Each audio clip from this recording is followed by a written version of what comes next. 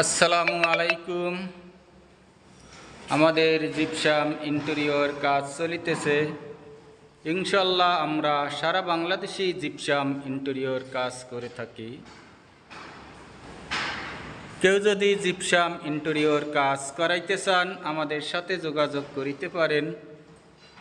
আমরা সারা বাংলাদেশে ইন্টেরিয়র কাজ করে থাকি। কাজটি রানিং চলিতেছে, এখনও কমপ্লিট হয় নাই। ফুল কমপ্লিট হলে আবার নতুন ভিডিও দেব।